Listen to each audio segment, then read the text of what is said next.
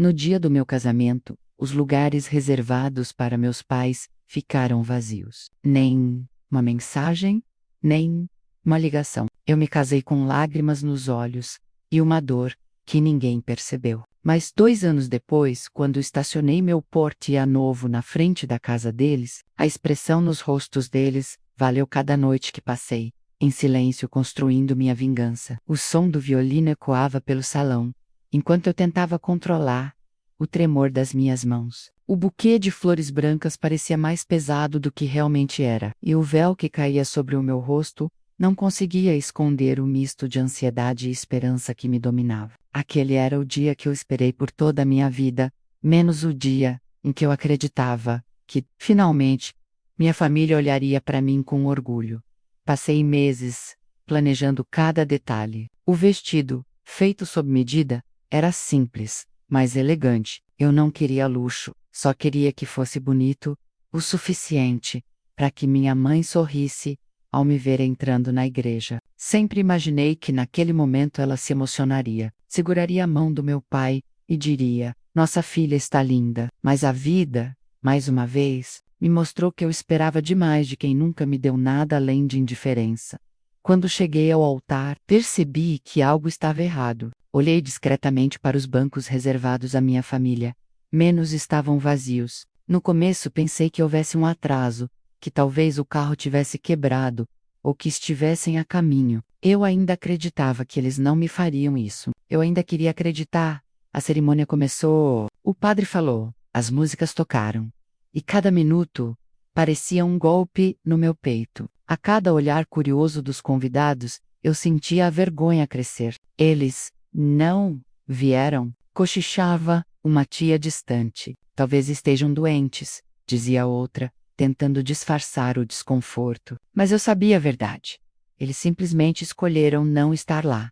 Minha irmã, Clara, sempre foi o centro das atenções. A filha perfeita, a que tirava boas notas, a que ganhava presentes caros, a que minha mãe fazia questão de exibir em todas as festas da cidade. E eu era o erro. A filha teimosa, a que sonhava alto demais, a que não dava orgulho. Desde pequena, aprendi a viver nas sobras do amor que sobrava dela, quando contei que ia me casar. Meus pais reagiram com frieza. Meu pai sequer levantou os olhos do jornal, e minha mãe apenas perguntou se eu tinha certeza do que estava fazendo. Nenem abraco, nenhum parabéns, minha filha. Mesmo assim, eu insisti, mandei convites, liguei e tentei envolvê-los nos preparativos. Eles disseram que iriam, e eu, ingênua como sempre, acreditei. Durante a recepção, enquanto os convidados brindavam e a música tocava, eu sentia um vazio terrível.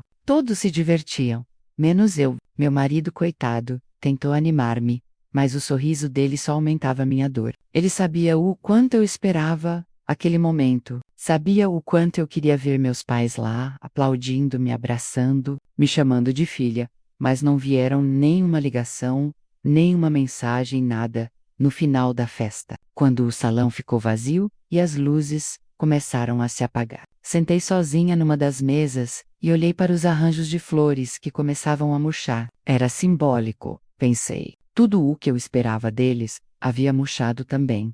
Lembrei-me de quando era criança e levava desenhos para mostrar à minha mãe. Ela olhava rapidamente e dizia: "Bonito, mas sua irmã desenha melhor." Lembrei-me dos dias em que cheguei em casa com prêmios da escola, esperando ouvir um parabéns. E tudo o que recebi foi silêncio. Lembre-me das vezes em que pedi amor e recebi desprezo. Aquela ausência no meu casamento não foi um erro ou um esquecimento. Foi, Ricardo, um lembrete cruel de que para eles eu não valia nada. Quando voltei para casa naquela noite, ainda com o vestido de noiva, tirei o véu e me olhei no espelho. As lágrimas borravam a maquiagem, e por um instante vi a menina triste que sempre tentou agradar, e falhou. Mas algo dentro de mim mudou naquele momento. Não sei explicar se foi raiva, orgulho ferido, ou uma nova força nascendo. Só sei que pela primeira vez, percebi que ninguém viria me salvar. Que, se eu quisesse ser valorizada, teria que me tornar alguém que não pudesse mais ser ignorada. Limpei as lágrimas com as costas da mão e respirei fundo. O silêncio da casa era pesado, mas dentro dele havia uma promessa. Uma promessa que nascia entre a dor e a determinação. Naquele dia, murmurei diante do espelho. Prometi a mim mesma que eles se arrependeriam por me desprezar. E eu cumpro minhas promessas. Sempre. Os primeiros meses depois do casamento foram uma mistura de esperança e realidade dura. Eu imaginava que, casada, poderia finalmente construir um lar que me desse o amor e o reconhecimento que nunca tive dos meus pais. Mas a vida, como sempre, tinha outros planos. Meu marido, Daniel, era um bom homem menos sonhador, gentil, mas inexperiente. Tínhamos planos simples: juntar dinheiro, alugar uma casa maior, talvez abrir um pequeno negócio. Porém, poucos meses depois do casamento, ele perdeu o emprego. A empresa faliu sem aviso, e de um dia para o outro, nos vimos cercados por contas e incertezas. No começo, tentei manter o otimismo. Acreditava que era só uma fase, que logo ele conseguiria algo melhor. Eu o apoiava, fazia de tudo para que ele não se sentisse um fracasso, mas o tempo foi passando e o peso da situação começou a nos esmagar. As compras diminuíram, os jantares se tornaram simples, menos arroz, feijão e esperança. Enquanto isso, o silêncio da minha família continuava. Nenhuma mensagem, nenhuma visita. Era como se eu tivesse deixado de existir, e a ironia era cruel. Vivíamos na mesma cidade, mas eles fingiam que eu era uma estranha.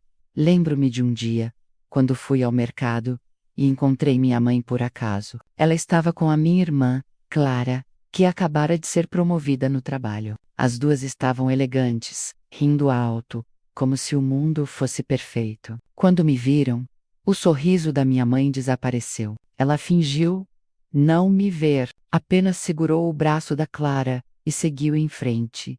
Naquele instante senti um nó na garganta. Eu não era só a filha esquecida, menos era a vergonha que elas queriam esconder.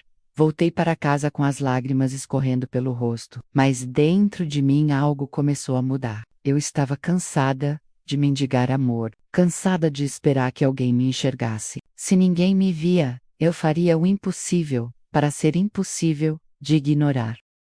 Foi assim que começou minha jornada, sem dinheiro, sem apoio, sem direção, só com uma vontade desesperada de provar meu valor. Comecei a pesquisar sobre negócios online, vi vídeos, li artigos, assisti aulas gratuitas no celular velho, que mal carregava. Tudo o que aprendi veio da minha insistência. No início, nada dava certo. Tentei vender roupas, depois bijuterias, depois doces caseiros. Cada tentativa parecia um novo fracasso. Houve noites em que chorei em silêncio, com medo de acordar Daniel. Eu me sentia pequena, invisível, como se o universo me testasse só para ver até onde eu aguentava. Mas dentro da dor havia algo diferente. Determinação. Eu não queria mais piedade. Eu queria poder olhar para o espelho e dizer: você conseguiu. Um dia, encontrei um curso gratuito sobre marketing digital e vendas online. Fiz as aulas escondida, nas madrugadas, enquanto Daniel dormia. Eu ficava diante do computador, com os olhos ardendo, aprendendo a criar anúncios, montar páginas, escrever textos que vendiam. Foi nesse ritmo, lento, mas constante, que comecei meu pequeno negócio. Eu vendia acessórios simples, mas com algo especial. Eu colocava carinho, atenção aos detalhes e principalmente fé em mim mesma.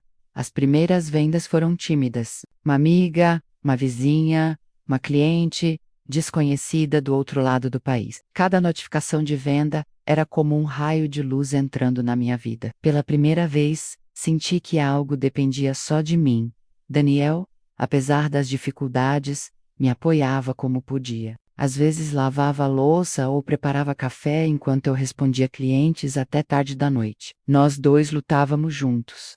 Mas eu sabia que essa batalha era também interna, menos uma guerra contra todas as vozes que me disseram, desde criança, que eu nunca seria nada. Houve noites em que pensei em desistir. Quando o dinheiro acabou, vendi minha aliança para pagar o domínio do site. Chorei enquanto fazia isso, mas dentro de mim havia uma chama queimando. Eu não voltaria a ser invisível. Com o tempo, o pequeno negócio começou a crescer. As pessoas elogiavam meu atendimento, recomendavam meus produtos. Cada nova cliente era uma vitória pessoal, uma cicatriz que se transformava em força. E enquanto eu construía esse novo caminho, comecei a perceber algo. Eu já não sentia tanta raiva dos meus pais. Senti pena, porque eles não estavam vendo a mulher que eu estava me tornando. Eles perderam a chance de se orgulhar de mim menos. E isso, por si só, era uma forma de vingança. Eu me levantava todos os dias com um propósito: ser melhor do que ontem. E, aos poucos, comecei a acreditar que poderia vencer. Não pela aprovação deles, não para esfregar nada na cara de ninguém, mas porque eu merecia viver algo bonito, por mim mesma. Certa noite, enquanto olhava o relatório de vendas e via que finalmente conseguiria pagar todas as dívidas, um sorriso escapou dos meus lábios. Pela primeira vez em anos, me senti livre. Eu não precisava mais do amor deles. Eu não queria mais amor deles. Queria que me vissem brilhando sem eles. E um dia, eles veriam. O tempo passou como um vento silencioso, mas cheio de mudanças. O que começou como um pequeno negócio improvisado em um quarto apertado, se transformou, pouco a pouco, em algo maior do que eu jamais imaginei. Lembro-me do primeiro mês em que consegui pagar todas as contas, sem me preocupar com um saldo negativo no banco. Foi uma sensação indescritível. Eu, que durante tanto tempo me vi pequena e impotente, agora tinha em minhas mãos a prova de que era capaz. Não precisei de herança, nem de favores. Conquistei tudo com minhas próprias mãos, e com minhas próprias lágrimas. Comecei a estudar cada vez mais, mergulhei no mundo do marketing digital, aprendi a lidar com redes sociais, descobri o poder da comunicação e da imagem. Passei a entender que para vencer não bastava ter um bom produto, era preciso saber contá-lo como uma história, fazê-lo brilhar. As pessoas começaram a se identificar comigo. Nas redes sociais eu falava sobre superação, mostrava bastidores, compartilhava pequenos erros e grandes aprendizados. E quanto mais autêntica eu era, mais o negócio crescia, meu público se tornava fiel e minhas vendas constantes. Foi um período de descobertas e de solidão. Trabalhar por conta própria significava abrir mão de horas de sono, de finais de semana, de momentos de descanso. Mas a cada notificação de nova venda, eu sentia que valia a pena. Um dia, acordei e percebi que o volume de pedidos já não cabia mais em mim sozinha. Contratei minha primeira funcionária, menos uma moça chamada Júlia, jovem e tímida, que me lembrava de quem eu fui um dia. Ela era dedicada, curiosa e parecia se inspirar em mim. Quando a vi sorrindo ao receber o primeiro salário, senti algo profundo. Eu estava mudando a vida de alguém, assim como mudei a minha. O negócio cresceu tanto que precisei alugar um pequeno escritório. Lembro do cheiro de tinta fresca, das prateleiras vazias e da sensação de estar começando de novo, mas agora em outro patamar. Cada detalhe daquele espaço, da mesa de madeira ao letreiro, com o nome da minha marca menos, era uma conquista nascida do nada. As pessoas começaram a me respeitar. Antigos colegas de escola que antes me ignoravam passaram a me mandar mensagens elogiando meu sucesso. Alguns até pediram conselhos sobre como empreender. Eu respondia com educação, mas por dentro sorria. O mundo tem uma memória curta, mas o sucesso tem uma voz alta. Com o tempo, o dinheiro começou a sobrar. Fiz meus primeiros investimentos, comprei móveis novos para casa e comecei a realizar pequenos sonhos que antes pareciam inalcançáveis. E, então, um dia, entrei em uma concessionária apenas para olhar e saí de lá com as chaves do meu Porsche, de $135.000. O vendedor me perguntou, com um sorriso confiante, se eu tinha certeza da compra. Eu assinei o contrato com a mão firme e disse: tenho. Sim. Esperei a vida inteira para dirigir minha liberdade.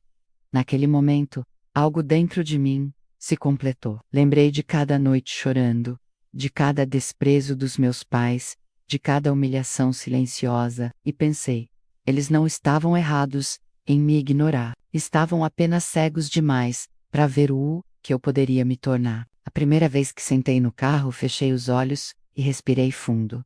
O som do motor era como uma melodia de vitória. Era o som da minha revanche. Mas a vida tem um senso de ironia afiado. Certa tarde, enquanto eu revisava pedidos no escritório, Júlia me mostrou uma notícia nas redes sociais. Minha irmã, Clara, havia perdido o emprego. A empresa onde ela trabalhava cortou funcionários e ela estava entre eles. Pouco tempo depois, soube por conhecidos que o casamento dela também estava desmoronando. O marido havia saído de casa e ela vivia agora na casa dos nossos pais, sem rumo. Por alguns minutos, fiquei em silêncio. A informação me atingiu como um eco distante do passado. Aquela mesma irmã que sempre foi o orgulho da família, a menina perfeita, agora vivia o que eu um dia vivi: rejeição, fracasso, solidão. Não senti prazer imediato. Senti um tipo de justiça silenciosa, como se o universo finalmente tivesse ajustado as peças. O destino tem um jeito estranho de equilibrar as coisas, pensei, observando meu reflexo no vidro do carro novo. Mas eu ainda não tinha terminado minha vingança. Porque no fundo, eu sabia que minha vitória só estaria completa quando meus pais me vissem, não com pena, mas com arrependimento, quando percebessem o quanto erraram ao me abandonar. E eu já sabia exatamente como fazer isso acontecer.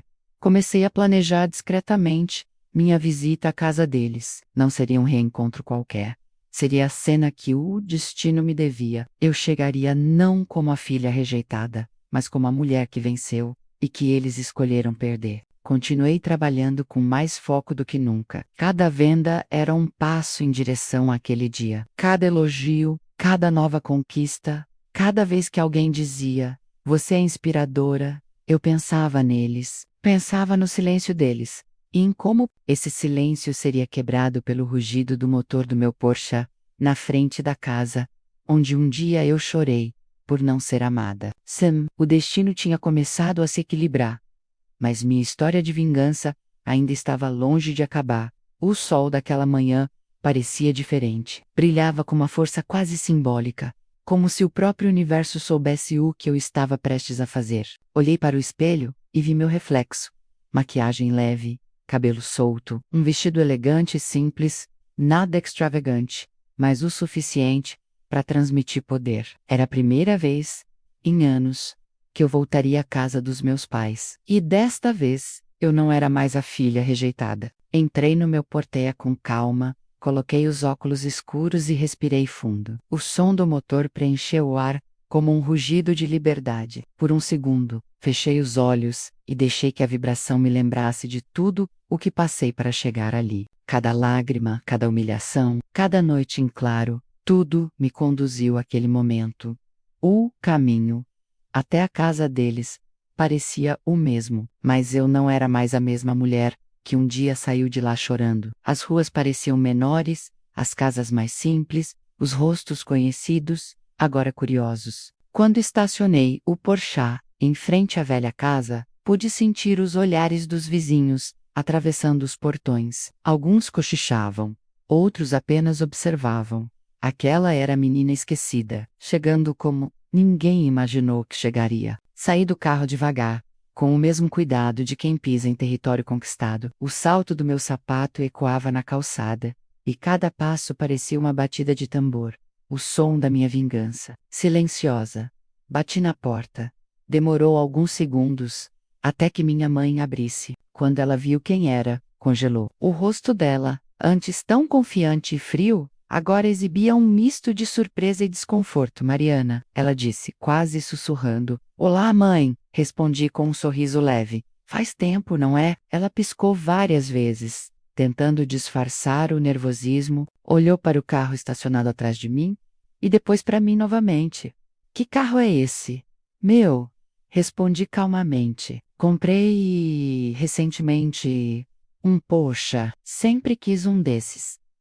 O silêncio que seguiu foi delicioso. Ela tentou manter a compostura, mas eu via em seus olhos o espanto, a incredulidade, a inveja. "Que bom que está bem", murmurou, hesitante. "Entre, filha, entre. Seu pai vai ficar feliz em te ver." Entrei. O cheiro da casa Era o mesmo de sempre, menos mistura de café e passado. No sofá, meu pai lia o jornal, como fazia em todas as manhãs da minha infância. Quando Mivail abaixou lentamente o papel, e o olhar dele se encheu de surpresa e culpa, Mariana. Mas, o quê? O que faz aqui? Sorri, Serena, resolvi visitar vocês. Faz tanto tempo que não nos vemos. Ele se levantou, ajeitou o cinto e tentou sorrir. Claro, estávamos mesmo pensando em te ligar um dia desses. A ironia me fez rir por dentro. Eles não tinham pensado em me ligar coisa nenhuma. Eles só pensavam em mim agora, porque o som do meu carro gritou mais alto que o silêncio deles. Minha mãe tentou quebrar o clima constrangedor. Tá tão bonita, filha. E esse carro deve ter sido caro.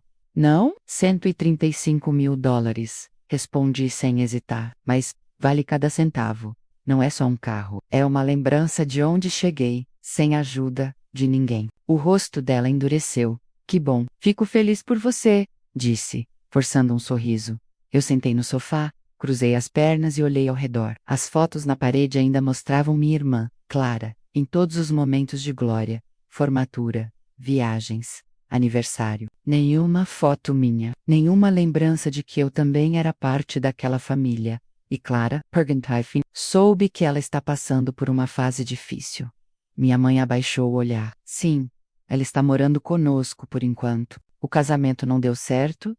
E o trabalho? Você sabe como está o mercado? Fingi pensar um pouco antes de responder. Entendo. A vida muda, não é às vezes o que a gente planta. Um dia volta. Meu pai pigarreou, tentando mudar de assunto. Então, filha, em que trabalha mesmo? Tenho meu próprio negócio. Comecei sozinha, lembra? Quando vocês acharam que eu estava perdendo tempo, vendendo pela internet. Pois é, agora tenho uma equipe, uma empresa registrada e clientes em todo o país. O silêncio pairou entre nós como uma sentença. Eles sabiam que cada palavra minha era uma flecha certeira. Eu não estava ali para gritar, nem para chorar. Estava ali para mostrar menos com calma, com classe, que eles me perderam. Minha mãe tentava sorrir, mas a voz tremia. A gente sempre quis o seu bem, Mariana, só que às vezes as coisas se confundem, não, mãe. Interrompi, com suavidade. As coisas não se confundem, elas só mostram o que realmente importa para as pessoas. Levantei-me e ajeitei o vestido. Eu vim só para dizer que estou bem, que venci e que vocês não precisam mais se preocupar, não que algum dia tenham se preocupado, de verdade. Eles ficaram em silêncio. Meus pais, que um dia me olharam com desprezo, agora me observavam com um misto de orgulho e arrependimento. E aquilo, mais do que qualquer vingança cruel, me deu paz. Olhei pela janela e vi o reflexo do meu portier sob o sol. Tão bonito, tão livre, tão meu, sabe, mãe? Disse. Antes de sair, a indiferença dói. Mas quando a gente aprende a usá-la, ela vira poder. Ela não respondeu. Apenas me olhou, com os olhos marejados, e por um instante eu quase senti pena. Quase. Saí da casa, com passos firmes, sentindo o vento quente no rosto. Entrei no carro, liguei o motor e olhei pelo retrovisor. Meus pais ainda estavam na porta, parados, observando. E pela primeira vez, fui eu quem virou as costas. A indiferença que um dia me matou, agora era minha melhor arma. Dirigi de volta para casa depois daquele encontro. Foi como atravessar um túnel do tempo. As lembranças vinham e iam, misturadas ao som suave do motor e à brisa que entrava pela janela. A cada quilômetro, eu sentia um peso se desprendendo do peito. Pela primeira vez, em muitos anos. Não havia raiva menos, havia paz.